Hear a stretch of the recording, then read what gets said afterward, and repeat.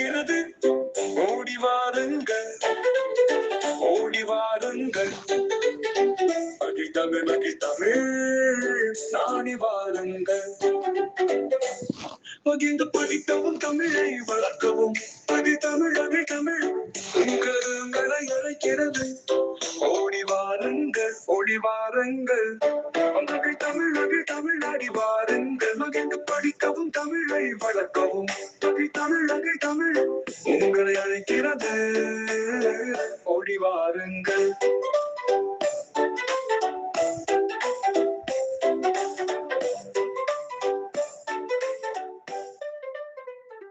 வணக்கம்.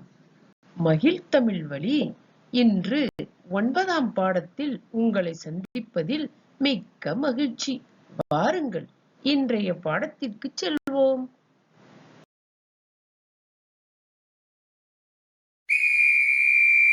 அது என்ன சத்தம்? சரியாக சொன்னீர்கள். ஆம், அருண் ஊதியை ஊதும் சத்தம்தான். ஊதி, ஊதி, ஊதி.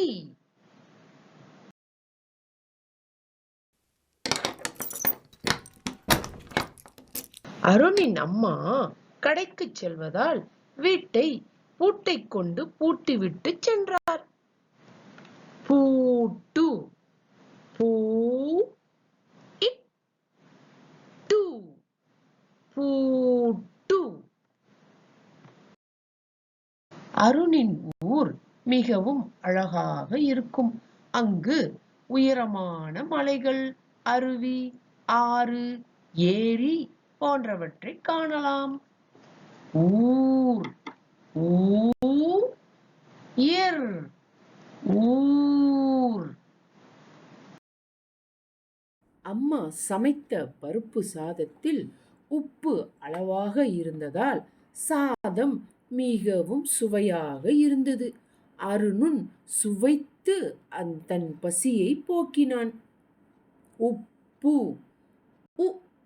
இப்பு, உப்பு.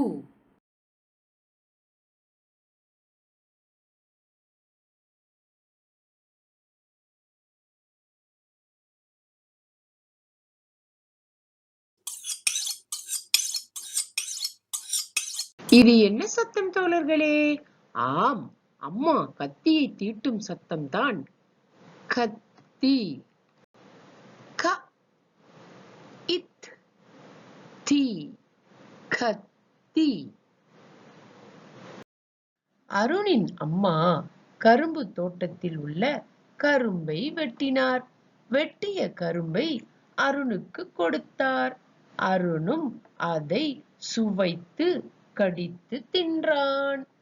கரும்பு, க, ரு, இம், பூ, கரும்பு.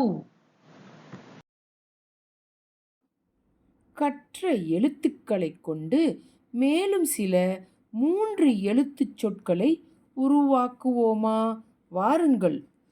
ஊட்டு, குடம், வட்டி, சிட்டு, நலம், பட்டு, திடல், குளம், ஓரம், வரம்.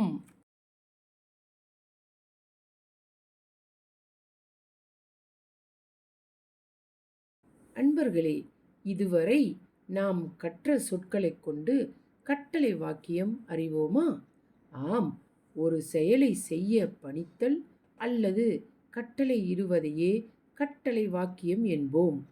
இது தொடர்பாக சில எடுத்துக்காட்டுகளை வாசித்து அறிவோமா? ஊதி ஊது, பூட்டை பூட்டு, கத்தி எடு. தொடர்ந்து கரும்பு கடி, உப்பு தா, கத்தி வை. வாருங்கள், இன்று நாம் கற்றுக்கொண்ட புதிய எழுத்துக்களையும் சொற்களையும் மீண்டும் வாசித்து நினைவில் கொள்வோம். தி, ஊதி, பூ, பூட்டு,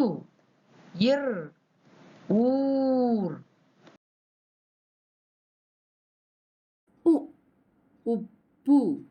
இத் கத்தி. ரு கரும்பு. அன்பர்களே, இன்று கற்ற எழுத்துக்களை நினைவு கூறுவோம் வாருங்கள். தி, பூ,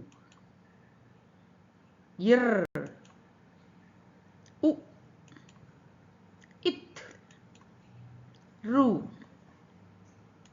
இத்துடன் மகிழ்தமிழ் 9ஆம் பாடம் இனிதே நிறைவு பெறுகிறது. மீண்டும் அடுத்த பாடத்தில் சந்திப்போமா? நன்றி, வணக்கம்.